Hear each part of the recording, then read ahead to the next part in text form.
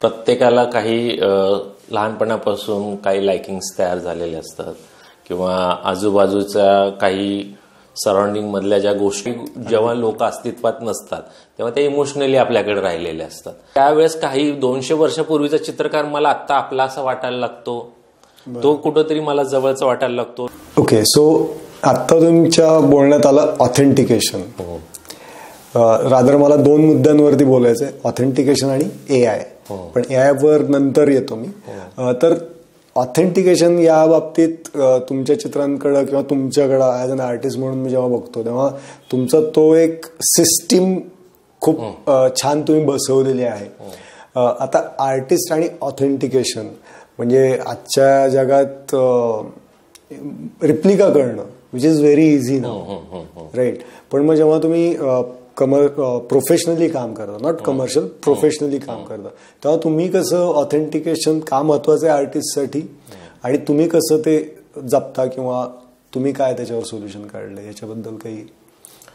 आपल्याकडे कसं आहे की जेव्हा गॅलरी चित्र विकती किंवा काय आहे तर त्याचं एक डॉक्युमेंटेशन दिलं जातं की डॉक्युमेंट दिलं जातं. त्याला आपलं कडे ते म्हटलं जातं सर्टिफिकेट ऑफ ऑथेंटिसिटी असं म्हटलं जातं. ऍक्च्युली हा कसा आहे डॉक्युमेंटेशनचा भाग आहे. म्हणजे एखाद्या चित्राचा डॉक्युमेंटेशन किंवा हे चित्र जे आहे किंवा ते ओरिजिनलच आहे, ओरिजिनल आर्टिस्टनी केलेलं आहे, ते कधी केलेलं आहे, त्याचं साईज काय आहे, त्याचं काय सगळं एक तर त्या चित्राचं थोडक्यामध्ये काय म्हणतो वैयक्तिक डेटा असतो त्याच्यामध्ये. आणि ते डेटा व्हेरीफाय कोण करतो? मी स्वतः देतो व्हेरीफाय करून, कारण मी त्याचा जन्मदाता आहे किंवा मी काम केलेलं आहे आणि हे माझंच आहे. तर मी एक स्वतः तर प्रत्येक आता गॅलरीचे प्रत्येकाचे एक स्वतःचे फॉर्मॅट आहेत. माझा स्वतःचा एक मी फॉर्मॅट तयार केला आहे सर्टिफिकेट ऑफ ऑथेंटिसिटी. त्यात मी काही गोष्टी ऍड केलेल्या आहेत माझ्या लेवलवर की बाबा एक चित्रकार जेव्हा चित्र काम करत असतो किंवा एक सिरीज काम करत असतो, काही वेळा रिप्लिका म्हणता येणार नाही पण त्या आशयाचं किंवा त्या विषयाचं तो परत पण कधीतरी काम केलेला असतो. काही वेळा तो रिक्वायरमेंट वजा काम करतो किंवा काही वेळा तो वाटते की ह्यात काही ऍडिशनल काम करावं किंवा ह्याच्याशी रिलेटेड काम करावं, थोड्याशा गोष्टी ऍड कराव्यात, असं ते काही वेळा झालेलं असतं. व्यावसायिकदृष्ट्या ते आम्हाला काही वेळा करावी लागतं असं होतं. म्हणजे रिप्लिका तर होतच नाही, हे मी आधीच सांगितलेलं. तर तशा वेळेस मग मी माझ्याकडे काय केलेलं आहे की माझ्या प्रत्येक चित्राचं एक नंबरिंग आहे इयर वाईज किंवा सुरुवातीपासून एक डेटा आहे की आजपर्यंत माझे किती चित्र झाले असतील किंवा काय झालेले असतील. मग माझं जेव्हा ऑथेंटिसिटी सर्टिफिकेट असतं नेहमीप्रमाणे सगळा मायना असतो सर्टिफिकेट ऑथेंटिसिटीचा, त्याच्यामध्ये इमेज असतं. इमेजच्या खाली मात्र मग तो एक माझा एक नंबर असतो की हे बाबा 300 नंबरचं चित्र आहे ऑब्लिक हे त्याचा इयर आहे. म्हणजे हा माझ्या पर्सनल डेटाला त्या नंबरची ती इमेज तिथं असणार. म्हणजे उद्या जरी काय व्हायला लागले की आजकाल बऱ्याच ठिकाणी काय होतात की काही छोट्या गॅलरीज असतील किंवा काही वेगवेगळे डीलर्स असतील, ते डीलर्स काय करतात की रिक्वायरमेंट आली की अपकमिंग आर्टिस्टकडनं ह्या चित्राची रिप्लिका करून घ्या. चित्राची रिप्लिका करून घेतल्यानंतर त्यांचा स्वतःचा ऑथेंटिसिटी सर्टिफिकेटचा फॉर्मॅट असतो, तो फॉर्मॅट पण त्यांच्याकडेच असतो, तो करतात. सही कुणाला माहीत असते की बाबा ह्या आर्टिस्टची ही सही आहे म्हणून सही पण आज डुप्लिकेट मारली जाते. तर तशा डुप्लिकेट सह्या मारून पण मग ते चित्र दिलं जातं. आणि घेणाऱ्याला जर समजा कन्सेशन मिळालेलं असेल किंवा काय असेल तर तोही खुश होतो की बाबा ह्या आर्टिस्टचं चित्र मला 50% मध्ये मिळालंय, स्वस्तात मिळालंय, विथ सर्टिफिकेट मिळालेलं आहे. तो सर्च करायला जात नाही किंवा तो काय त्या आर्टिस्ट पण पोचत नाही, त्या आर्टिस्टला विचारत पण नाही. अशा गोष्टी बफरिंग आहेत. म्हणजे चित्राविषयीच नाही बऱ्याच विषयी आहेत. मग त्याप्रमाणे मी माझं केलेलं आहे. माझं स्वतःचं स्टॅम्प आहे, माझा स्वतःचा हॉलमार्क आहे जो जुन्या काळामध्ये पंचिंग केला जायचा तो. मग मी ह्या सगळ्या गोष्टी, कारण माझा जो घेणारा क्लायंट आहे किंवा माझा जो घेणारा कलारसिक आहे त्याच्याकडे माझी जबाबदारी आहे की ते जेन्युइनली जावं, ते माझंच जावं, ऑथेंटिक जावं आणि त्यांच्याकडे ते डॉक्युमेंट ऑथेंटिक करावं. म्हणजे मी पण त्यांच्यासाठी ऑथेंटिकली बांधील असलो पाहिजे, कारण ते माझ्या चित्राचे काहीतरी व्यावहारिक मूल्य मला देत असतात. मग त्या व्यावहारिक मूल्याची जी काही गोष्ट आहे ती त्यांना व्यावहारिकच गेली पाहिजे, मोगम जाता कामा नये. मग ते डॉक्युमेंटेशन तसं गेलंच पाहिजे आणि ती फार गरजेची गोष्ट आहे. आणि आता कसं आहे की आता डिजिटलायझेशनमुळे डॉक्युमेंटेशन करणं सोपं झालेलं आहे आपल्याला. त्याची एक कॉपी माझ्याकडे असती, त्या ज्या काही गॅलरीकडे थ्रू विकला असेल, कोणी पर्सनल बाहेर घेतलेला असेल, त्याचा माझ्या लॅपटॉपला, माझ्या हार्ड डिस्कला त्याच्या नावासह ते ऑथेंटिसिटी सर्टिफिकेट माझ्याकडे एक सेव्ह असेल. म्हणजे भविष्य काळामध्ये तुम्ही जी काही गोष्ट घेतलेली आहे तिचं पूर्ण डेटा त्यांच्याकडे गेला पाहिजे. उगमच मोगम देण्यात काय अर्थ नाही, कारण तुम्ही काहीतरी मूल्य मोजता ना. आज समजा मी साधा फोन घ्यायला गेलं तर बाबा हे कोणाचं आहे, कुठल्या कंपनीचं आहे, त्याचं ऑथेंटिकेशन आहे का, त्याने आजपर्यंत एवढा आहे का, ह्या सगळ्या गोष्टी मी बघतो ना. मग त्याप्रमाणे मग ही व्यवहारिक बाजू झाली की जेव्हा चित्र विक्री सुरू होती ते व्यवहार सुरू झाला, पैसा आला की व्यवहार सुरू झाला. तिथनं ते तुमचं अनुभूती, इमोशन्स वगैरे ते बाजूला पडले. आता मग आता इथे व्यवहार आला. मग व्यवहार आला त्या पातळीवर आर्टिस्टनी पण व्यवहारिक ती टेक अँड गिव्ह झालं पाहिजे ते सगळं तसं. तर त्या पद्धतीने मी मग माझा फॉर्मॅट आहे, मी तो केलाय. बऱ्याच जणांशी बोलून, बऱ्याच जणांना हे करून, किंवा मला जे काही योग्य वाटतं की मला वाटतं की हे अजून जास्तीत जास्त ऑथेंटिक होतंय तसं मी देतो. किंवा मग कॅनव्हास असेल, कॅनव्हासच्या मागे स्टॅम्प असतील, त्यानंतर ऑथेंटिसिटी सर्टिफिकेटच्या मागे बाबा हाऊ टू हँडल पेंटिंग, काही इन्स्ट्रक्शन्स असतील. आता जर कारण शेवटी व्यवहार आणि ते प्रॉडक्ट म्हणून गेलं, म्हणजे माझ्यात काय झालं, प्रॉडक्ट म्हणण्यापेक्षा काय ती एक वस्तू म्हणून त्यांच्याकडे गेली, त्यांच्याकडे ती राहणार आहे, ती चिरकाळ राहणार आहे. मग त्याच्यासाठीच्या सगळ्या गोष्टीचा विचार मी पण दिला पाहिजे ना, त्यांच्याशी शेअरिंग केलं पाहिजे ना. की बाबा हे चित्र कुठं लावलं पाहिजे, हे चित्र प्रखर सूर्यप्रकाश त्याच्यावर पडला नाही पाहिजे, अल्ट्रा किरण त्याच्यावर आली तर चित्र फेडअप होतं, चित्र हे मॉइश्चरच्या ठिकाणी लावू नये, नाहीतर फंगस लागतं. ह्या गोष्टी आहेत, ह्या पण आपणही सांगितल्या पाहिजे. आता ह्या कशा आहेत, ह्या टेक्निकली गोष्टी आहेत आणि ह्या त्या काळजीच्या गोष्टी आहेत. चित्र जेव्हा अॅक्रेलिक कॅनव्हास जे पेंटिंग असेल, जे भले अॅक्रेलिक असेल, ऑइल असेल, पाण्याने पुसू नये किंवा साबण लावू नये किंवा ह्या गोष्टी लावू नये, ह्या सगळ्या गोष्टी मग मी सर्टिफिकेटच्या मागे मी टाकलेल्या असतात की हाऊ टू हँडल पेंटिंग. म्हणजे हे अवेअरची गोष्ट आहे की ही गोष्ट अवेअर झाली. आता तुमचंच तुम्ही XYZ रक्कम देऊन एखादी वस्तू घेताय, मग ती चांगली राहिली पाहिजे. ती चांगली राहण्यासाठी अजून काय काय केलं पाहिजे, माझी पण जबाबदारी आहे ना ती. काय नाही बाबा मी आलंय, रोल केलंय, पाठवून दिलंय, पुढं त्यांनी त्याचं काय होऊ दे, हे नाही ना. कारण मी एवढे कष्ट करून आज ते एखाद्या अपत्यासारखं मी जन्माला घालतो. तर ते सगळ्या गोष्टी तिथं माझं मत आहे की ते झालं पाहिजे आणि ते केलं पाहिजे आर्टिस्टनी. आणि घेणारा पण जो काय माझा कला रसिक आहे त्यांनी पण त्या गोष्टी मागितल्या पाहिजेत आर्टिस्टकडनं, त्या गोष्टी आर्टिस्टना विचारून घेतल्या. आणि बरेच म्हणजे मला सांगायला बरं वाटतं की आजकाल ऑनलाईन आणि ह्या गोष्टीमुळं बरेच लोक सुज्ञ पण झालेत आणि तेही काही गोष्टी आम्हाला विचारतात किंवा काही गोष्टी मग विचारल्यामुळे आम्हालाही त्याचा शोध घ्यावा लागतो. ह्या चांगल्या गोष्टी आहेत आणि ह्याच्यामुळे मग अवेअरनेस ऑटोमॅटिक वाढेल पण चांगला. आणि आता चित्राकडे जसं बघण्याचा दृष्टिकोन लोकांचा बदललेला आहे, बाहेर क्लास अवेअर व्हायला लागलेला आहे, त्यामुळे ही चांगली गोष्ट आहे आपल्या फील्डसाठी. ट्रू. मग आता जसं टेक्नॉलॉजीबद्दल बोलतोय आपण तर किंवा ऑथेंटिकेशन हा एक मोठा पार्ट आहे, त्याचबरोबर एआय आता म्हणजे खूप दंगा चाललाय, खूप म्हणतायत की आर्टिस्ट भवितव्य अवघड आहे वगैरे वगैरे वगैरे वगैरे. सो तुमचा एआय बद्दल काय, कसं बघताय एआय कडे? परत मी एआय कडे पण आहे ना, जसं मग अशी म्हणलं की डिजिटल हे टूल आहे. शेवटी मी एआय कडे पण मी त्याच दृष्टीने बघतो. शेवटी एआय हे काय आहे, टूलच आहे आणि एआयला पण काहीतरी लिमिट आहेत. म्हणजे एआय काय, आता बरेच जण मला म्हणले की बाबा XYZ नाव मी अजून ते काही बघितलेलं नाही करून, की बाबा रामाचं चित्र पाहिजे, ह्या चित्रकाराच्या शैलीतलं पाहिजे, हे करून ते शेवटी ते कन्वर्ट करून देईल तुम्हाला. पण ते 100% परत काय होईल, त्याचं फिलिंग येईल का, नाही येणार. ते त्या आर्टिस्टचं एखादी ठरलेली विशिष्ट शैली जी फ्रीज झालेली आहे ती तिथपर्यंत येईल. पण जेव्हा तुम्ही जेन्युइन आर्टिस्टकडे जाल त्याच आर्टिस्टकडे, त्या एआय पेक्षा ते उत्कृष्ट दिलेलं असेल 100%. आता उद्या जरी सहज माझ्या नावाप्रमाणे मला हे चित्र पाहिजे म्हणून तुम्ही केला, तर ते जी काही माझी डिजिटली डेटा उपलब्ध आहे तो त्याचं काय करेल की बाबा त्याचं सक करून घेईल, त्याचं ते बायफिकेशन करून ते जोडाजोडी करून तुम्हाला ते देईल. म्हणजे ते तुम्हाला काय अल्टर करेल, फक्त अल्टरेशन देईल त्याला, किंवा त्याला काहीतरी ऑप्शनल अल्टरेशन देईल, पण मूळ काय देणार आहे का? नाही देणार. हे त्यातली आत्ताची तरी गोष्ट आहे दिसती मला. आणि दुसरी गोष्ट त्यामुळं काय आहे की त्याचं ऑथेंटिकेशन राहणार नाही मुळात, म्हणजे की त्याची ओरिजिनॅलिटी राहणार नाहीये. तुम्ही सबस्टिट्यूटच घेणार शेवटी.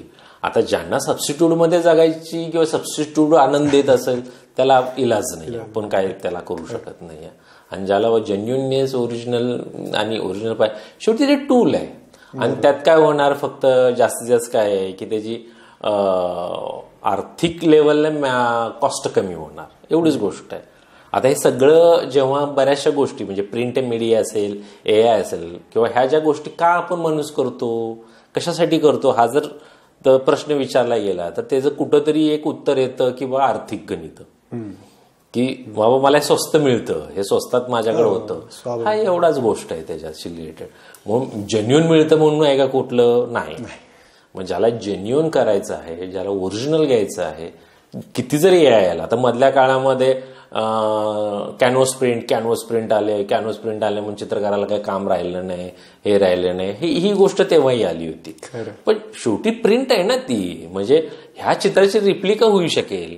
मग नवीन चित्राचं काय, परत प्रिंटच काढणार ना तुम्ही, पण नवीन चित्र निर्माण होतच ना त्याच्यामध्ये, असं आहे ना. आणि हे प्रिंट कधी की बाबा नाही, कॉस्ट कटिंग सुरू झालं.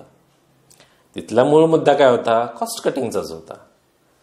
ती तशी गोष्ट आहे. आणि ते काय जसं तंत्रज्ञान येईल, AI येईल, AIच्या पुढच्या गोष्टी येतील, त्याच्या पुढच्या गोष्टी येतील, पण शेवटी काय आहे की त्या थोड्या काळासाठी येणार जाणार हा काळ येत राहणार. त्यातनं काहीतरी नवीन चांगलंही उद्भवेल, नवीन चांगल्या गोष्टी. मी तर उलट यायला ह्याच्याने बघतो की ते एवढं फाईन करून देतं किंवा पॉलिश करून देतं, किंवा ठीक आहे हे ह्यानी एवढं पॉलिश केलं, मग ह्याच्या अजून वेगळं आपण काय करू शकतो. ट्रू. ही गोष्ट माझ्यासाठी चॅलेंजिंग पण आहे ना ऍज अ आर्टिस्ट म्हणून. वेगळा विचार उलट मला अजून मांडता येईल किंवा हे तर येतेच, ह्याच्यापेक्षा आता वेगळा मला करायला पाहिजे. म्हणजे हे उलट माझ्यासाठी चॅलेंजिंग आहे. माझ्या क्रिएटरला नवीन क्रिएट करायची संधी आहे, त्याप्रमाणे मग मी ते क्रिएट करेन उलट. तेच आहे तेवढं. आता मग ऑथेंटिकेशनची जर गोष्ट आली तर ती येणाऱ्या पिढीची जराशी अडचणीची गोष्ट आहे. म्हणजे बऱ्याच वेळा गुगल आणि AI किंवा ह्या गोष्टीमुळे आहे ना, की बाबा खरं चित्र कुणाचं आहे, काय आहे, हे लवकर ह्या पिढीला लक्षात येणार नाही. किंवा ह्या शैलीतलं चित्र आहे का ह्या आर्टिस्टचं, ह्या शैलीतलं चित्र आर्टिस्टने कधी केलं होतं का, ह्या प्रवासातलं त्याचं चित्र आहे का. ह्या गोष्टी ज्या आहेत त्या शेवटी वैयक्तिक लेवलवर काय म्हणतो की त्याचा स्वभाव जर असेल चिकित्सक शोधायचा, आणि जर त्याचा स्वभाव असेल की नाही बाबा कॅज्युअल घ्यायचं, आलं चिटकून मोकळं, त्याला आपण काय करू शकत नाही. तर ऑथेंटिकेशनच्या बाबतीत थोडंसं आल्यानंतर AI मुळे गफलत होणार आहे नवीन पिढीची, त्यातल्या त्यात व्हिज्युअल लँग्वेज विषयी. कारण व्हिज्युअल लँग्वेज ही खूप स्ट्रॉंग आहे सर्वात मुळात म्हणजे. आणि त्याला तुम्हाला ऑथेंटिकरण बांधायचं म्हणजे परत ती वेगळी गोष्ट आहे. आता म्हणजे बरेचसे मी मधल्या काळात AI मध्ये बघितले, काही कॅलेंडर्स असतील किंवा काय असतील, ते मॉकअप करून बरेच आलेले होते. आणि एका ठिकाणी मी ज्या ज्युरीला पण गेलो होतो तिथेही तसंच एकाच आर्टिस्टचं चित्र होतं, ते मॉकअप करून आणलं होतं, ते दुसऱ्या आर्टिस्टच्या नावात ठेवलं लागलं. मग त्याला विचारलं, त्याला हे असं कसं काय, हे त्याच आर्टिस्ट? हो म्हणला, गुगलने दाखवलंय, त्यांनी माझ्यासमोर सर्च करून दाखवलं. मग त्याला म्हणलं साईटवर जा, त्या साईटवर गेलं, त्या साईटवर वेगळंच. मग ह्या सगळ्या गोष्टी येतात. आता ते ऑथेंटिकेशन करायला आता जी काही पिढी आहे ती जरासं शोधलं पाहिजे, पाहिलं पाहिजे, सिनियर्सना विचारलं पाहिजे, त्याचे रेफरन्स शोधले पाहिजेत. या दृष्टीने त्यांचा स्ट्रगल वाढला. हा, तो स्ट्रगल सगळ्यांचाच वाढला, त्यांचाच नाही, आपलाही वाढलाय. म्हणजे आपल्यालाही बऱ्याच गोष्टी समजून घेताना कन्फ्युजन आहेच ना. म्हणजे आपण काय सगळेजण तेवढे हे करत नाही. म्हणजे सगळ्यांचाच तो स्ट्रगल वाढणार आहे. जसं आता ते मध्ये मॉकअप व्हिडिओ आले, फिल्म स्टारचे असतील, हे असतील, ते असतील. त्यामुळे येणाऱ्या काळात थोडंसं सेन्सिटिव्हिटी आणि जाणीवपूर्वक जरा नीट राहिलं पाहिजे. पण मग ओरिजिनॅलिटीची value not in terms of money, म्हणजे ती तर बाजू वाढूच शकेल, पण त्याच्याकडे बघण्याचा दृष्टिकोन हा वाढू शकेल. म्हणजे किंमत तर वाढेल, पण त्याच्या एफर्ट्सकडे, ओरिजिनलच्या एफर्ट्सकडे रिस्पेक्टफुली अजून जास्त बघितलं जाईल.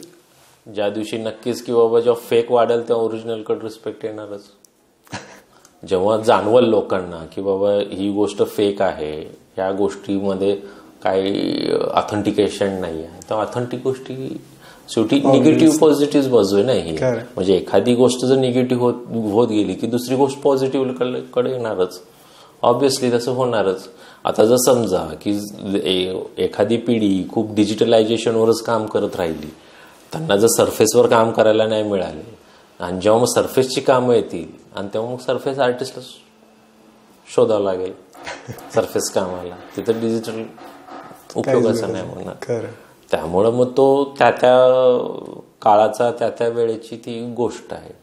शेवटी एक गोष्ट जशी आहे की ओरिजिनलच. म्हणजे गुलाबाचं कागदी फूल किती जरी चांगलं आपण केलं, गुलाबाचं कापडी फूल किती जरी चांगलं केलं, किती जरी त्याच्यावर सेंट मारले, शेवटी निसर्गातला आलेल्या गुलाबाची सेन्सिटिव्हिटी त्याला येणारच नाही ना.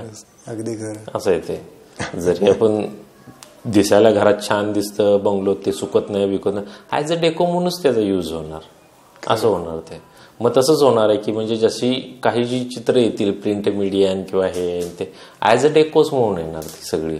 त्याच्यामध्ये हेच नसणार ना की सेन्सिटिव्हिटी असेल किंवा त्यातली अनुभूती जी असेल ती जर नसेल तर त्या ऍज अ डेकोमध्ये जाणार ते. सो आता आपण एक वेगळी ऍक्टिव्हिटी करू की जे जनरली आम्ही सगळ्या कलाकारांबद्दल करतो, रॅपिड फायर, आणि स्पॉन्टेनियस आन्सर्स येतात. So that's the excitement of this round. चालेल. तर पहिला क्वेश्चन आहे की acrylic oil colours. Oil colours का, म्हणजे एनी पर्टिक्युलर रिझन? फेवरेट. पण तसं म्हटलं तर दोन्हीच्या पेक्षा मला वॉटर जास्त आवडतं. क्या बात आहे. म्हणजे माझं फर्स्ट आवडतं मीडियम वॉटर. बर. इंटरेस्टिंग. बर. कॅनव्हास कुठल्या कंपनीचा? जो सरफेस चांगला देईल. मग असं कधी ठरवून नाही? सो म्हणजे इथं तुमचे विचार, तुमच्या भावना, तुम्हाला काय दाखवायचं मग? नाही, आता कॅनव्हास हे कसे झाले, मटेरियलिस्टिक गोष्ट आहे, ती सरफेसची गोष्ट आहे. हा, तर माझं काम करत असताना, मी ब्रशिंग करत असताना, ड्रॉइंग करत असताना, रंगलेपन लावताना जो कॅनव्हासचा सरफेस चांगला असेल तो माझ्यासाठी चांगला कॅनव्हास. क्या बात आहे. ओके. सगळ्यात जास्त आतापर्यंत यूज केलेला कलर? म्हणजे स्पेसिफिक रंग की माध्यम? रंग. सर्वात जास्त यूज केलेला रंग? येस. अल्ट्रामारीन ब्ल्यू. का? तो छान ट्रान्सपरंट आहे, तो सगळ्यामध्ये ब्लेंडिंग होतो. ओके. आणि टर्कॉइस ग्रीन. बर. आणि माध्यम? आता अलीकडे खूप वापरलं गेलं म्हणजे ॲक्रेलिक. तसं म्हणजे जलरंग माध्यमच. वॉटर. ऑइल फार कमी झालं, म्हणजे कमीच करतो ऑइल. पण मग बऱ्याचदा असं घडलं किंवा ऐकिवात आहे माझ्या, maybe I am wrong, की ॲक्रेलिक मध्ये अवघड आहे पण पटकन वाळतं, रिझल्ट पटकन निघतात, असं काही विचार त्याच्या मागं? नाही, असं काही नाही ना. ॲक्रेलिक हे माध्यम असं आहे की ते तुम्हाला वॉटरचं पण फील देतं आणि ऑइलचा पण फील देतो. आता वॉटरचं फील कशा अनुषंगाने की वॉटर कसं ट्रान्सपरन्सी आहे, एक फ्लोईंगपणा आहे, फॉगपणा आणता येतं. ते तुम्ही वॉटर सरफेस असल्यामुळं, म्हणजे वॉटर ब्लेंडिंग असल्यामुळं तुम्ही ॲक्रेलिकला तेही करू शकता.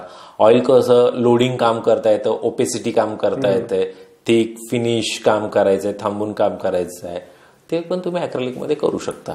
त्यामुळं दोन्ही माध्यमाची गोष्ट त्याच्यामध्ये आहे. त्यात कसं आहे की ॲक्रेलिक हे तुमच्या विचाराच्या स्पीडप्रमाणे काम करतं, वॉटर त्याच्यापेक्षा जास्त करतं, कारण वॉटर इन्स्टंट आणि लगेच रिझल्ट आणि सगळ्या. ऑइल थोडंसं कसं आहे की तुम्हाला थांबून काम करावं लागतं, त्याच्या स्वभावानुसार काम करावं लागतं, त्याला वेळ द्यावा लागतं, हा थोडासा म्हणजे त्या स्वभाव म्हणजे तुम्हाला कशा पद्धतीचं काम करायचं आहे त्याच्याप्रमाणे तुम्ही माध्यम निवडू शकता. आता मी तिन्ही माध्यमात काम करतो त्यामुळे मी कामाच्या स्वरूपानुसार ते माझे माध्यम येतात तसे. ओके. कमर्शियल वर्क का कॉन्सेप्च्युअल वर्क? Conceptual work. का आवडतं त्यात नवनिर्मितीला चान्स आहे. कमर्शियल वर्क मग असे सांगितल्याप्रमाणे कारण ते मी दुसऱ्यासाठी काम करत असतो. तिथे मी फक्त कौशल्य माझं डोनेट करतो आणि त्या कौशल्याचे पैसे मी घेतो. बाकी तिथं त्याच्याशी काही माझं नसतं. ते कमर्शियल काम म्हणजे सोरेगेटेड आपलं काय जे आहे की बाबा गर्भाशय भाड्याने दिलं मूल गेलं निघालं अशी ती गोष्ट आहे. म्हणजे मी माझं कौशल्य त्याला डोनेट करतो आणि त्याचे मी पैसे घेतो. कॉन्सेप्च्युअल वर्क हे माझं पूर्ण सेल्फ क्रिएशन असतं. त्याच्यात माझ्या सगळ्या गोष्टी असतात आणि त्याच्यात माझा विचार असतो, माझं सगळं काम असतं, माझी रचना असते, सगळ्या गोष्टी असतात. पण मग बऱ्याचदा आर्टिस्ट लोकांना बघितलेलं मी की पेंटिंग करण्याची की मला सेलसाठी पेंटिंग्स करायचे, मी एक्झिबिशन मध्ये ठेवणार, म्हणजे सेलिंगवाले पेंटिंग. आता ह्यातला एक मुद्दा असा आहे की सेलिंगवाले पेंटिंग किंवा हे न सेलिंगवाले पेंटिंग असं काही माझ्या मते तर नसतं. ज्या दिवशी मी एक्झिबिटला चित्र लावतो कुठल्याही पद्धतीचे असू दे ते आणि त्याला मी प्राइस टाकतो म्हणजे प्राइस टॅग दिला म्हणजे ते काय झालं मी विक्रीसाठी ठेवले. बरोबर. आता ते होईल ना होईल हा नंतरचा पार्ट. त्यामुळं ऑब्व्हियसली कुठलंही चित्र ज्या दिवशी मी प्राइस टॅग लावून मी जेव्हा समाजासमोर मांडतो, समाजापुढे देतो तेव्हा ऑलरेडी ते कमर्शियलच झाल्यासारखं झालं ना. जेव्हा मी असं म्हणेल नाही बाबा हे चित्र जस्ट माझी क्रिएटिव्हिटी आहे, मला हे वाटलं म्हणून मी तुमच्यासमोर प्रेझेंट केलेलं आहे, मला काय ह्याची काय प्राइसची अपेक्षा नाही, मला काय हे विकायचंही नाही आणि तिथे मी प्राइस टॅग टाकत नाही. सगळ्यांनी ह्याचा फक्त दृश्य अनुभूतीचा आनंद घ्यावा एवढीच आहे आणि जर कुणी आलं तेव्हा मी विचार करेन, ही गोष्ट वेगळी आहे. पण आता मी जेव्हा एक्झिबिट लावतो त्याच्या खाली प्राइस टॅग लावलेली असते सो अँड सो, तर ती ऑलरेडी विक्रीसाठी झाली. कमर्शियल म्हणण्यापेक्षा ती विक्रीसाठी आली शेवटी ती गोष्ट.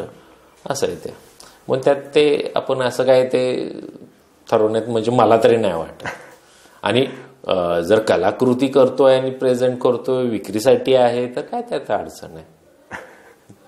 खरं. पोर्ट्रेट्स फिगरेटिव्ह का लँडस्केप ओरिएंटेड? तुम्ही मगाशी म्हटलं कारण तुमच्या चित्रात लँडस्केप्स पण बऱ्याचदा रेफरन्स दिसतो. त्यामुळं ह्या सगळ्यांचा सार फिगरेटिव्ह रिप्रेझेंटेशनल चित्र. फिगरेटिव्ह आता सध्या तरी म्हणजे अजून प्रवास माहित नाही कुठं घेऊन जाईल. म्हणजे सध्या तरी आता जे काय मी सगळं काम करतो माझं लाइकिंग आहे किंवा आताच्या जी काही जर्नी आहे ती सध्या तरी रिप्रेझेंटेशनल रिलेटेड आहे. म्हणजे मूर्त आकाराशी कामाची माझी पद्धत आहे. माहित नाही चित्र कुठं घेऊन जातील ते असं आहे. फिगरेटिव्हशी रिलेटेड स्टुडंटच्या पॉइंट ऑफ व्ह्यूने इथे क्वेश्चन विचारावा असं वाटतो की बऱ्याचदा स्टुडंट फिगरेटिव्ह जमत नाही किंवा घाबरतात आणि मग त्याच्यातनं नको यार नाही जम रहा है छोड़ दो हा जो एक टोन येतो किंवा तर त्यांना तो इंटरेस्ट कसा कंटिन्यू राहावा त्यांचा किंवा हा नाही जमत आहे तर त्यांच्यासाठी तुम्ही काय सजेस्ट कराल फिगरेटिव्हसाठी प्युअरली? फिगरेटिव्हसाठी प्युअरली किंवा ह्याच्यासाठी जर म्हणला तर ह्युमन फिगरेटिव्ह म्हणू किंवा जे काय आहे ॲनिमल्स असतील किंवा फिगरेटिव्ह जेव्हा येतं तेव्हा तुम्हाला ते ठोकताळे आले मूर्तातले. बरोबर. म्हणजे डोळ्याच्या ठिकाणी डोळा असला पाहिजे, नाकाच्या ठिकाणी नाकाच्या जागेवर नाक असलं पाहिजे, कानाच्या ठिकाणी कान असलं पाहिजे तरच त्याची ती आयडेंटिटी येणार. तुम्ही जेव्हा जे जागा बदलताल तेव्हा एकतर ते विरूपीकरणाकडे जाईल किंवा विद्रुपीकरणाकडे जाईल. कारण आपली युनिव्हर्सल जी काही जागा आहेत त्या जागा तिथे ठरलेल्या आहेत. बाकी सौंदर्याच्या मीमांसा वेगळ्या आहेत किंवा सौंदर्याची गोष्ट प्रत्येकाची ही वेगवेगळी असू शकते. पण जेव्हा तुम्हाला ह्या गोष्टी आवश्यक आहेत तेव्हा तुम्हाला सराव करणं गरजेचं आहे. त्यासाठी लाईव्ह स्केचिंग करणं गरजेचं आहे. लाईव्ह स्केचिंग ह्याच्यासाठी की तुम्हाला वातावरणातले जे काही प्रकाश आहेत वातावरणातल्या प्रकाशामध्ये तुम्हाला ती लाईन शोधायची आणि ती लाईन शोधून तुम्हाला ती ड्रॉय करायची. वातावरणात जे काय आपले डोळ्याला किरण येतात, वातावरणात रिफ्लेक्ट होऊन येत असतात, त्यातनं माझी लाईन, त्यातनं ती मोल्डिंग, त्यातलं सॉलिडिटी, ह्या सगळ्या गोष्टी तुम्हाला म्हणजे 3D मधनं तुम्हाला 2Dत कन्व्हर्जन करायचं आहे. तर त्यासाठी तुमचा डोळा तयार होणं गरजेचं आहे. ऍक्च्युली स्केचिंग करणं म्हणजे काय, तुमचा डोळा तयार होतो. तुमचं पहिलं स्केच कोण करतो? डोळा करतो. डोळा सांगतो, सजेशन देतो हाताला किंवा वर कमांड करतो ना, हात ते टूल सारखं काम करतं. तर ती गोष्ट करण्यासाठी तुम्हाला लाईव्ह स्केचिंग, लाईव्ह मॉडेल, ह्या सगळ्या गोष्टी गरजेच्या आहेत. 2D to 2D जेव्हा तुम्ही करचाल तेव्हा ऑलरेडी तुम्हाला ते कट होऊनच आलेलं असतं. म्हणजे तिथं तुम्हाला काउंटर आउटलाईन दिसत असतात, रेषा दिसत असतात, आयत्या रेषा असतात, तुम्ही ते फक्त कॉपी पेस्ट करता, त्याचं प्रपोर्शन दिसत असतं, सगळं दिसत. इथं तुम्हाला कसं असतं, तुमच्यापासून त्या माणसाचं डिस्टन्स असतं, तुमच्यापासून त्या ऑब्जेक्टचं डिस्टन्स असतं, त्या डिस्टन्स पण ते तुम्हाला जज करावं लागतं. त्या डिस्टन्स अनुसार बऱ्याच गोष्टी फेड झालेल्या असतात, तर त्या फेड गोष्टीतनं पण ती रेषा तुम्हाला शोधायची असते. ह्या सगळ्या गोष्टी तुम्हाला लाईव्ह स्केचिंगमध्ये जमतात. आणि जो पण तुम्ही लाईव्ह स्केचिंगला येत नाही तो पण तुमचा आकाराचा सेन्स पण वाढणार नाही, त्यातले फॉर्म तुम्हाला कळणार नाहीत. आणि जेव्हा फोटोतले घेतात ते तुम्हाला आयते फॉर्म देतो, shade, light, source of light. कारण जेव्हा नॅचरल लाईटमध्ये आपण बसतो तेव्हा ती काय वन साईड लाईट नसते, ती तेवढंच रिफ्लेक्शन आलेलं असतं, तेवढंच इतर दुसऱ्या ऑब्जेक्टचा पण लाईट आपल्या परावर्तित होत असतो. कुठलाही लाईट प्रखर नसतो, फक्त सकाळचा जो काही लाईट असतो तो तिरका किंवा इकडचा ते तेवढ्या पुरतं राहतं आणि ते सातत्याने बदलत असतं. त्यामुळे तुम्हाला तुमचा कामाचा स्पीड पण वाढतो किंवा तेवढ्याच मला वेळेत ते मासेस बघायचे आहेत. कारण जरा लाईट भेटले की मास बदलतो, जरा लाईटची दिशा बदलली की मास बदलतो. त्यामुळे लँडस्केप करत असताना ती शॅडो हे करणं, मग त्यासाठी मग आधी स्केचमध्ये ती शॅडो ड्रॉ करून ठेवायची. ते जेव्हा मी काम करतो, कारण कसं असतं की लँडस्केपला जातो किंवा बीटवर जातो, आपल्याला त्या ऊन आणि प्रकाश आणि सावलीच्या खेळामधनं ते ऑब्जेक्ट आपल्याला आवडायला लागतं. बाकी ऑब्जेक्ट तिथंच असतं. ते जेव्हा आपण विशिष्ट टायमिंगला जातो फिरता फिरता, अरे छान दिसतं, हे काय छान दिसतं, तर त्यातले शेड्स लाईट्स जे असतात ते कुठंतरी आपल्याला स्ट्राईक झालेलं असतं. त्यातनं तयार झालेला ड्रामा आपल्याला तो जो डेप्थचा आहे, ह्याचा आहे, त्याचा आहे, त्या आकार खुललेला आहे, ते आपल्याला स्ट्राईक झालं असतं. आणि मग ते आपण पहिल्यांदा ते ड्रॉ करून ठेवलं पाहिजे आणि मग कामाला गेलं पाहिजे. स्पीड वाढतो त्यामुळं. मग कारण तेवढ्या तो लाईट बदलाच्या तुम्हाला ते काम कम्प्लीट करायचं असतं त्या बीटवर. म्हणून आपण वॉटर कलर जास्त प्रिपेअर करतो ऑइलपेक्षा. मग आता अॅक्रेलिक त्यातल्या त्यात प्रिपेअर केलं जातं, म्हणजे ते तुम्हाला तेवढ्या वेळेत ते संपवायचं आहे.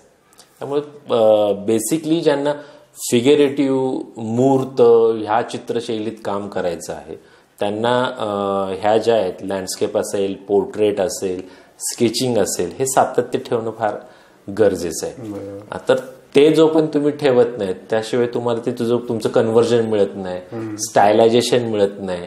कारण मला जर त्यातला बेसिक स्ट्रक्चरच माहित नाहीये तर मी पुढे त्याचं कन्व्हर्जन करणार कसं? त्यासाठी बेसिक स्ट्रक्चर गरजेचं आहे. त्याची सिम्प्लिफिकेशन पण कधी येईल, जेव्हा मला माहित आहे की हे स्ट्रक्चर आहे, त्यातल्या एवढ्या एवढ्या गोष्टी जरी मी कमी केल्या तरी त्याची आयडेंटिटी जाणार नाही, तेव्हा मग माझ्या सिम्प्लिफिकेशनकडे येईल.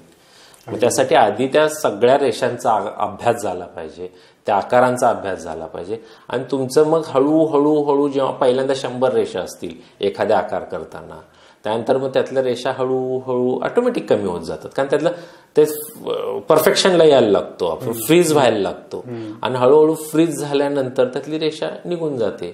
आता एखादा आर्टिस्ट त्यामुळे काम करत असताना त्याचं एवढं परफेक्शन आणि एवढं झालं, तो उचलतो, जस्ट डॉट टाकतो आणि वरच्या एक कर्व टाकतो, तरी डोळ्याचे डायमेन्शन्स येतात. म्हणजे काय की तो सिम्प्लिफिकेशन आणि त्या सरावातनं ती गोष्ट तिथं येते. त्यासाठी तुम्हाला सातत्य, सराव ह्या गोष्टी गरजेच्या आहेत. त्याच्याबरोबर अॅनाटॉमिकल ड्रॉइंग असेल, स्ट्रक्चर ड्रॉइंग असेल, ह्या सगळ्या गोष्टी बघायच्या. आता ह्या निमित्ताने एक ब्रिजमनचं वाक्य आठवतंय मला की जोपर्यंत आपण बिल्डिंग बांधत नाही तोपर्यंत आपण रंगवू शकत नाही. ओके, बर. म्हणजे पहिल्यांदा आपल्याला कन्स्ट्रक्शन करता आलं पाहिजे, मग पेंट करता. म्हणजे पहिल्यांदा ड्रॉइंग हे कन्स्ट्रक्शन आहे. म्हणजे आधी तुम्हाला ड्रॉइंग जेव्हा कन्स्ट्रक्ट होईल तुमचं, तर तुम्ही पेंट करू शकता. म्हणजे रिप्रेझेंटेशनसाठीची ही गोष्ट आहे. म्हणजे मला एखादा आकार जर कन्स्ट्रक्ट माझा होत नसेल तर मी पेंट काय करणार?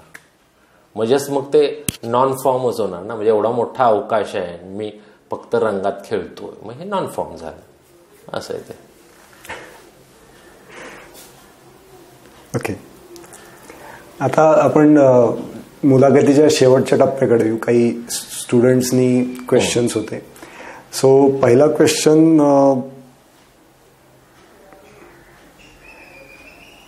क्वेश्चन असा की आर्टिस्ट म्हणून तुमचं इन्स्पिरेशन म्हणून काय आहे? आर्टिस्ट म्हणून माझं इन्स्पिरेशन जसं मी सांगितलं, लहानपणापासून जेही आजूबाजूला बघत आलेलो आहे, व्हिज्युअल्सशी रिलेटेड अनुभवलेले जे आहे ते सगळंच माझ्यासाठी इन्स्पिरेशन आहे. ते आज ताग आहेत. म्हणजे मी इथून बाहेर पडलो की रस्त्याने जाताना काहीतरी इन्स्पायर होतोच. कशाने तरी मी इन्स्पायर होत असतो, वाचनातनं इन्स्पायर होत असतो, काही गोष्टीतनं इन्स्पायर होतात. म्हणून असं बेसिक सांगता येत नसतं की बाबा मी कधी कुठून इन्स्पायर होईल. त्यामुळे इन्स्पिरेशन ही आजूबाजूला माझ्या कायमच असतात. फक्त माझे डोळे, म्हणजे माझी जी काय पंचेंद्रिय आहेत ती मी ऑन ठेवली की झालं काम बऱ्यापैकी. पुढचा अजून एक क्वेश्चन असं आहे स्टुडंट्सकडनं की तुमच्यासाठीचा करेक्ट ऑडियन्स हा कसा शोधायचा?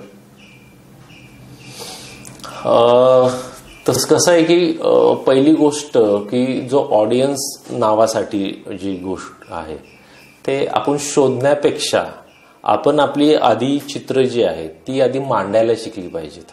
मुळात म्हणजे पहिल्यांदा मी माझ्या चित्राशी मी प्रामाणिक झालो आणि एक्झिबिशनच्या थ्रू, प्रदर्शनाच्या थ्रू मी जेव्हा वेगवेगळ्या पातळीवर मांडायला लागतो, म्हणजे आज डिजिटल ऑनलाईन पातळी असेल, त्याच्यानंतर गॅलरीज आहेत, तिथं मी जेव्हा डिस्प्ले करायला लागतो तेव्हा तो ऑटोमॅटिक तुमचा ऑडियन्स तयार व्हायला लागतो.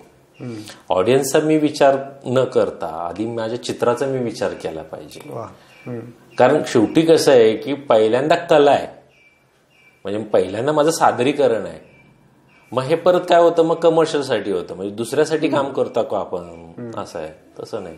मी माझं आधी काम माझं प्युअरली झालं पाहिजे आणि एक्झिबिशन्स किंवा सादर करण्याच्या दृष्टीने मी जेव्हा समाजाकडे ते हँडओव्हर करतो, सिग्नेचर झालं की माझं काम संपतं तिथं आणि मी चित्र काय करतो, सोशल मीडियावर टाकतो किंवा हे करतो, तेव्हा ती समाजापुढे हँडओव्हर झालेली असते.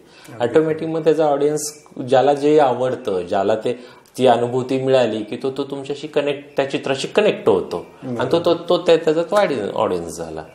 आपण तसं शोधणं बाबा, म्हणजे अशी चित्र घेणारा कोण आहे हे शोधण्यापेक्षा आधी आपण आपली चित्र तयार केली पाहिजे.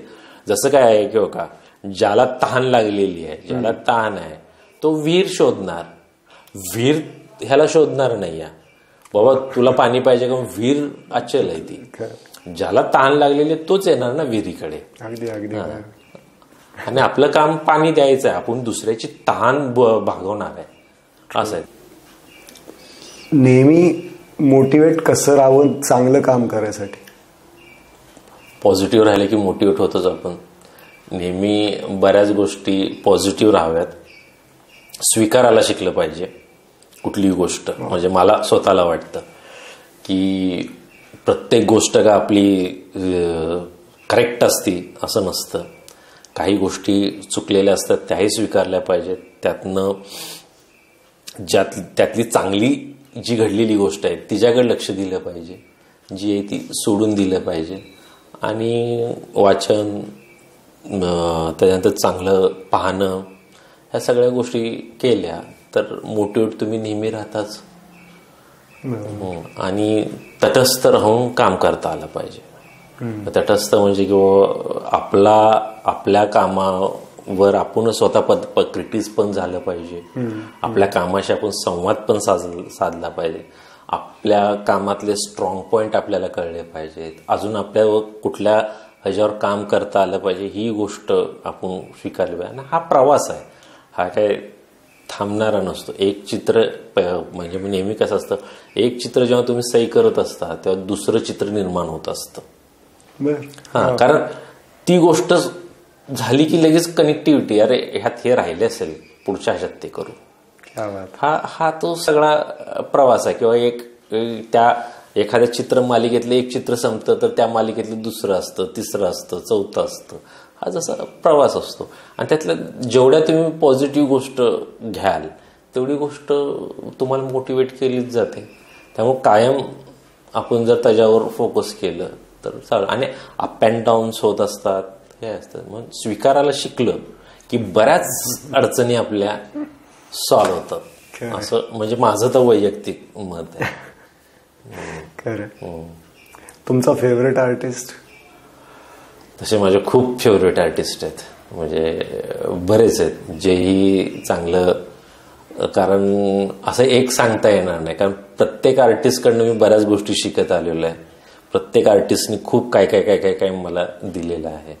त्यामुळं खूप आर्टिस्ट माझे फेवरेट आहेत, कारण वेगवेगळ्या विषयाशी रिलेटेड आहेत. आता भारतातलं म्हणलं तर बर्वेंचे मला विचार इन्स्पायर करतात. बर्वेमुळं मी चित्र काढण्यासाठी खूप हे होतो, पॉझिटिव्ह होतो, तशी गोष्ट आहे. त्याच्यानंतर अल्फान्सो मुचा आहे, गुस्ताव क्लिमचे आहे, त्याचे डिझाईन, त्याचे फॉर्मेशन मला जास्त इन्स्पायर होतात. माझे गुरु आहेत विजयकुमार धुमाळ सर. त्यांची लाईन मीन, त्यांच्या स्केचिंगची पद्धत, त्याची ड्रॉइंगची पद्धत, ते मला जास्त इन्स्पायर करते. असे बरेच वेगवेगळे आर्टिस्ट आहेत. मग जुने असतील, एस एम पंडित असतील, आमच्या इकडचे याला असे म्हणजे लहानपणापासून जे आज ताग आहेत, जे आहेत म्हणजे आमच्या स्कॉलरशिपच्या काळातले कामत सर असतील, बहुलकर सर असतील, असे खूप आर्टिस्ट लोक आहेत की ती मला इन्स्पायर करतात. त्यामुळे असं स्पेसिफिक एक सांगणं अवघड आहे. कारण तसा माझ्याकडे मिळाला म्हणजे माझ्यासाठी तो असा मोठा बुके आहे. म्हणजे मी एक फुलापेक्षा मला बुके आवडतो जास्त. अगदी जे न्यू कमर्स आहेत, ओके, तर त्यांना बेसिक ऑब्झर्वेशन्स किंवा पेंटिंग्स कशी ऑब्झर्व करावी आणि त्यातनं काय घ्यावं याच्यासाठी काही सजेस्ट करू शकाल? पहिली गोष्टीच ना की मी पहिलं काय म्हणलं की पेंटिंग हे आपण मस्त अनुभवावं, अनुभूती घ्यावी त्याची, ते तटस्थपणे म्हणजे काय फिलिंग घ्यावं. पहिल्यांदा बघितल्या जे काय पहिलं इम्प्रेशन येतं ते इम्प्रेशन आधी ऑब्झर्व करावं. आणि ॲज अ जेव्हा मी स्टुडंट म्हणून विचार करतो आज म्हणजे कलेच्या क्षेत्रातला, मग मी म्हणतो की ह्यातलं मला काय भावलं, जेणेकरून मी ह्या चित्राच्या समोर उभा राहिलो. मग मी माझी बुद्धी चालू करतो. मग बुद्धीवर मला प्रश्न विचारतो, ह्या चित्रातलं काय छान आहे, ह्या चित्राचं स्पेस डिव्हिजन चांगलं झालंय का, रंगलेपन चांगलं झालंय का, विषय चांगला झालाय का, आशय चांगला आहे का, त्याची म्हणजे मी अट्रॅक्ट काय केलं हे चित्र मला, ह्या गोष्टी मग आपण तसं प्रत्येकाने तटस्थपणे म्हणजे हे चित्र अमुक आहे, हे चित्र अमुक शैलीचं आहे, हे चित्र तमुक शैलीचं आहे, हे चित्र हेच आहे, ह्याच्याकडनं जाता की हे मला आवडलंय. मी ह्या चित्रासमोर म्हणजे जेव्हा नॉन फॉर्मचे चित्र असत तेव्हाही मला खूप आनंद, नाही ह्या चित्रातले रंग लय मस्त आहेत, पण हे रंग छान लावलेले आहेत, त्याचं ब्लेंडिंग खूप भारी केलेलं आहे, हे ब्लेंडिंग आपण वापरलं तर असं होतं ना छान. म्हणजे मी त्या अनुभूती घेतो की अरे हे फिल्म मला चांगला झालाय. मी बाकीचं स्टोरी नॅरेशन मला काय करायचे, व्हिज्युअल लँग्वेज आहे, मला ते ऑब्झर्व करायचं आहे, ते छान वाटलं पाहिजे डोळ्याला, बस झालं. स्टोरी नॅरेशनमुळं काय होतं मग बऱ्याच वेळा तसं बघायला भाग पाडलं जातं, म्हणजे त्यातला मग आनंद निघून जातो. म्हणजे एखाद्या गोष्टीकडे ते तशा दृष्टीने बघा असं होतं स्टोरी नॅरेशनला, फोर्सफुली बघितल्यासारखं. मे बी ते जसं आता ढग आहे, ढग मी असं बघितलं जोपर्यंत दुसरा मला सांगत नाही तिथं हत्ती दिसतोय तोपर्यंत माझ्या डोक्यात विजनच नसतं हत्तीचं. मी त्या ढगाचा तो फील घेत असतो, हे करत असतो, आणि मग अचानक म्हणतो अरे मग ते त्यात मी हत्ती बघितलाय, मग आपण पण मग तो हत्ती शोधायला जातो, मग त्यातला ढग बाजूला राहतो किंवा त्यातली जी फिलिंग्स आहेत ते बाजूला राहतात. त्यामुळं छानपैकी कुठल्याही पद्धतीचं चित्र हे चित्र आहे हे, ते बाकी न करता त्या एक्झिबिशनला असेल किंवा कुठेही म्युझियमला असेल, मी त्या वॉलवर गेल्या जे काही दिसतं त्याची मी अनुभूती घेतली पाहिजे आणि मग ते हे केलं पाहिजे. आणि कारण एकतर चित्र ही युनिव्हर्सल लँग्वेज आहे, तिला मराठीत टायटल देऊन आपण तिथं अडकवून ठेवण्यापेक्षा किंवा एखाद्या गोष्टीमध्ये त्याचं नॅरेशन देण्यापेक्षा श्रोत्यांनी बघून त्याचं फील घेऊन ते अप्रिशिएशनला जावं. आणि खूप चित्रासाठी 1 तास नॅरेशन देण्यापेक्षा ते चित्र जास्तीत जास्त बघावं एवढीच गोष्ट आहे. मग नॅरेशनमुळे काय होतं की ते मग त्या चित्रकाराच्या व्ह्यूनी आपण विचार करायला जातो आणि मग ते चित्रकार जो सांगतो मग ते दिसायला लागतं मग त्यात ऑटोमॅटिकली. मग कधी कधी ते आपण विजन पण केलेलं नसतं, हे दिसतं का ते वगैरे, हा तो नंतरचा पार्ट येतो मग ते असं आहे. पण पहिला अनुभूती प्रत्येक विद्यार्थ्यांनी घेतली पाहिजे, मग त्यातनं एक जाणून घ्यायची नंतरची गोष्ट आहे ती सगळी. So true, so true. सगळ्यात शेवटचा प्रश्न की आता जे न्यू कमर्स आहेत त्यांच्यासाठी तुम्ही काय? त्याच्यासाठी सर्वात खरंच कॉमन सगळेजण आपण बोलतो, सगळ्यांना माहिती पण आहे, कारण प्रत्येकाला आपापली वाट शोधायची आहे. म्हणजे आता मी माझी पद्धतीने वाट शोधली आहे, ती चुकीची बरोबर ही मलाही माहिती नाही, पण चाललेलो आहे त्या प्रवासात. फक्त एवढीच गोष्ट मी अपेक्षित करतो की प्रत्येक वेळेस की जी काही गोष्ट मी करेन ती जास्तीत जास्त प्रामाणिक आणि प्युरिटीकडे जाणारी करेन, जेणेकरून की बाबा माझा आनंद, मी काम करताना मलाही तो आनंद मिळाला पाहिजे, माझ्या व्ह्युअर्सला, माझ्या कलारसिकालाही तो आनंद मिळाला पाहिजे. आणि छान मला जाताना माझ्या मागं जे काही कलाकृती असतील त्या माझ्या आयडेंटिटी चांगल्या राहाव्यात एवढीच मी नेहमी अपेक्षा करतो. मग त्यासाठी जी काही कष्ट करायचे असतील, जे काय काम करायचं असेल तो आपापल्या मार्गाने आपापल्या स्टेजेसनी तो निवडायचा आणि करायचा. म्हणजे जे काय प्रॅक्टिकल लेवलवरचं काम असेल, रेग्युलर वर्कचं काम असेल, रियाजाचं काम असेल, त्या सगळ्या गोष्टी त्या प्रवासात येणार आहेत.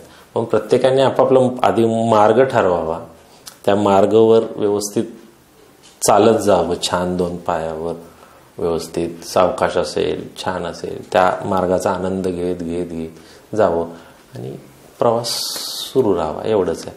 फक्त एक आहे की ते शॉर्टकट्स ह्या ज्या असतात की शॉर्टकट्स घेणं किंवा काय बाकीच्या गोष्टी करणं, मग त्यात अर्थ नाही राहत. जे काय आहे ते प्युअरली आणि छाती ठोक असावं की बाबा हे माझं आहे, हे मी केलेलं आहे, चूक बरोबर नंतर, पण मला आता वाटलंय, मी केलंय, व्यक्त झालोय, हे मला असं वाटतंय, व्यक्त होतो, हे असं असावं. मग प्युअरिटी असावी, प्रांजळ असावं. जसं हे पण म्हणायचे आपले सनई वादक पण की कलावंत हा जोपर्यंत आतनं प्युअर होत नाही तोपर्यंत त्याचे सूर लागत नाहीत. बिस्मिल्ला खान ते म्हणायचे, मी आयुष्यात कधीही खोटं बोललेलो नाही, आयुष्यात कधीही कुणाच्या म्हणजे हे केलं डिग्रेशनला गेलो नाही.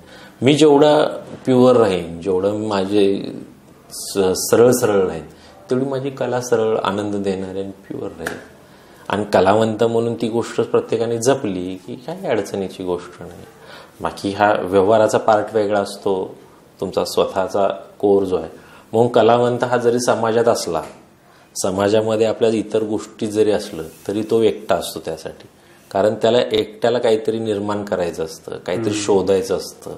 त्यामुळं त्याला कुठंतरी स्वतःला एकटं ठेवावं लागतं आणि तो कुठंतरी कुठल्या तरी जुन्या 220 किंवा कुठल्या तरी शतकातल्या एखाद्या चित्रकाराशी नातं जोडतो, त्याच्याबरोबर तो संवाद साधत असतो. असं ते काम कलावंत करत असतो थोडक्यात. म्हणून समाजात जरी तो कलावंत असा समाजमुख असला, समाजमुख व्यक्ती असतो, म्हणजे असतोच आपण सगळेच, पण मी जेव्हा चित्रकार म्हणून येतो, कलावंत म्हणून येतो, तेव्हा मी वेगळ्या कोरमध्ये असतो. कारण मला काहीतरी वेगळं द्यायचं असतं, मला काहीतरी समाजाला वेगळं द्यायचं आहे, काहीतरी समाजाचं प्लेझंटनेस द्यायचं आहे, समाजाला काहीतरी छान माझ्याकडनं गेलेलं असावं. अशी गोष्ट आपण जर विचार ठेवतो तर पॉझिटिव्हिटी वाढली पाहिजे. जर निगेटिव्ह गोष्टी दिसत आहेत आपल्याकडे आणि नेहमी जर आपण निगेटिव्ह गोष्टीला परत निगेटिव्ह म्हणून प्रेझेंट केली तर ती त्याचा काय अर्थ राहिला, मग ती त्रासदायकच वाटेल ना. जर ही त्रासदायक गोष्ट आहे ती होऊ नये म्हणून काय गेलं पाहिजे, त्या त्रासदायक गोष्टीतनं एखादी काहीतरी पॉझिटिव्ह गोष्ट निघतच असेल किंवा कधीही कसं ऍक्शन अँड रिएक्शन्स असतातच, तर त्याचा आपण जर विचार केला. आणि कलावंत म्हणून माझं काय हे आहे की समाज हेल्दी कसा राहील, समाजाचा डोळा हेल्दी कसा राहील, हे काम माझ्यावर आहे. तर ते काम आपण करत राहायचं. आणि सगळेजण ते करतातच चांगले आपापल्या परीने, ते प्रत्येक जण करतोच. एवढंच नवीन पिढीला पण त्यांनी त्याच पद्धती, काय माझ्या आधी एवढ्या सिनियर्स लोकांनी, एवढ्या आदर्श लोकांनी एवढं चांगलं काम करून ठेवलेलं आहे, त्यात कुठं तर त्या प्रवासात आपण एक असं चाललेलं आहे तसं. आणि ह्याच्यानंतर पण जी आत्ताची पिढी आहे ती उत्कृष्ट काम करायला लागलेली आहे, ती वेगळ्या अँगलनी काम करायला लागली आहे. आणि जसं जसं काळ बदलतो, काळाचे पॅरामीटर्स बदलतात, तसं कलेची पॅरामीटर्स बदलतात, आकार बदलतात, तत्व बदलतात, तिथे त्या काळात सेट होतात. फक्त त्यातली प्युरिटी कायम राहिली की छान असतं ते. म्हणजे आपल्या जर सगळ्या चित्रकलेचा प्रवास जरी बघितला प्रत्येक काळातला, तर तिथे ती राहिलेली म्हणून आज आपण ती ऑब्झर्व करतो किंवा बघतो ते सगळी. तेवढंच आहे. खरं अगदी म्हणजे खूप टू द पॉइंट तुम्ही पर्टिक्युलरली शेवटचं आन्सर दिलं की हे गरजेचं आहे स्वतःशी ऑनेस्ट राहणं. हा, स्वतःशी तुम्ही ऑनेस्ट राहायला, स्वतःचं एक्सेप्टेशन केलात ना की सगळ्या गोष्टीचं, काही अडचण नाही.